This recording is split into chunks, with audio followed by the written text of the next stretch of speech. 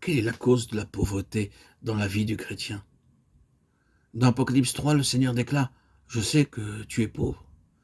Il adressa ces paroles à l'église de Laodicée.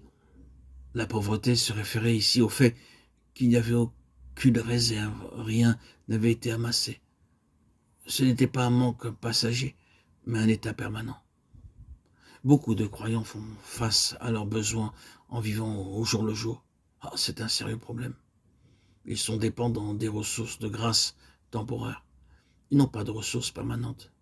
L'œuvre de Dieu dans nos vies est tout entière une œuvre de grâce. Et s'il retirait sa grâce de nos vies, nous serions entièrement vides. C'est une réalité que nous devons reconnaître. Cependant, il est aussi vrai que la grâce de Dieu doit toujours, de manière grandissante, être engrangée dans nos vies.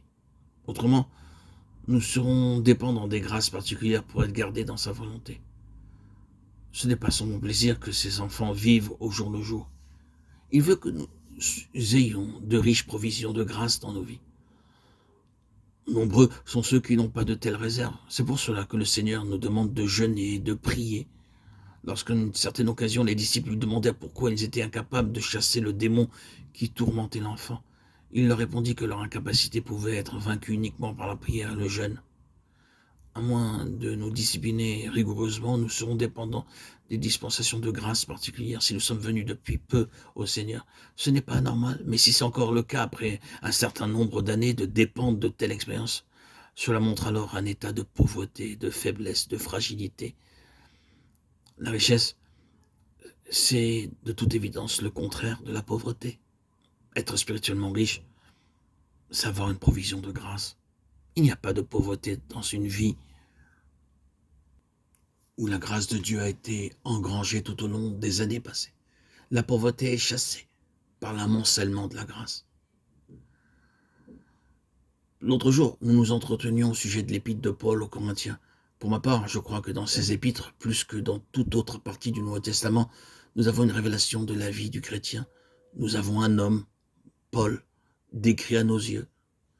Dans sa lettre aux Romains, il met en évidence la profondeur du salut par la grâce, et dans sa lettre aux Éphésiens, il met en lumière la profondeur de la révélation. Mais lorsqu'il écrit aux Corinthiens, nous pouvons alors découvrir l'intimité de sa personne, car il ouvre son cœur et nous parle de lui-même. Nombreux sont ceux qui ne peuvent exercer le ministère de la parole de Dieu sans le recours d'une révélation particulière. S'il leur arrive parfois d'en être dépourvus, alors leur ministère se trouve au point mort, parce que cette révélation est la source de leur éloquence.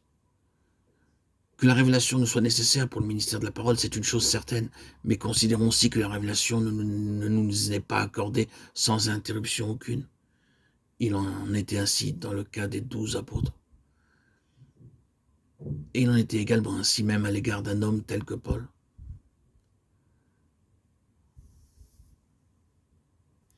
Dans un certain passage, il déclare lui-même: « Je n'ai pas reçu d'ordre de la part du Seigneur, mais malgré cela, il continue à servir dans le ministère. » Il osait dire ce qu'il croyait lui-même, sans avoir reçu de parole particulière de la part du Seigneur. Paul, de manière très claire, disait qu'il faisait part de son propre jugement. Il ne parlait pas d'une chose qui lui avait été donnée à ce moment particulier, mais il donnait simplement son opinion à l'égard de ce qui lui avait été présenté. Quelle grande chose de pouvoir faire cela.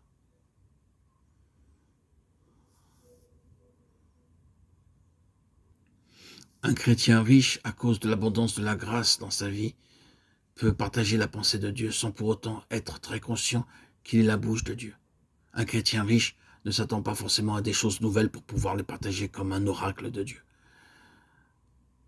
Mais le chrétien qui n'a pas accumulé des richesses tout au long des années est effrayé de devoir parler sans être conscient que ce qu'il exprime lui a été donné par Dieu.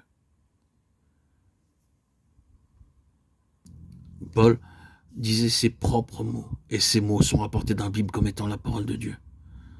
Nous voyons donc les hauteurs sur lesquelles, dans la Nouvelle Alliance, la grâce de Dieu peut transporter un être humain. Nous voyons un être humain formé par Dieu pendant des années. Dieu a sans cesse modelé sa vie et l'a purifié jusqu'à ce qu'il tisse quelque chose dans la constitution la plus profonde de cet homme.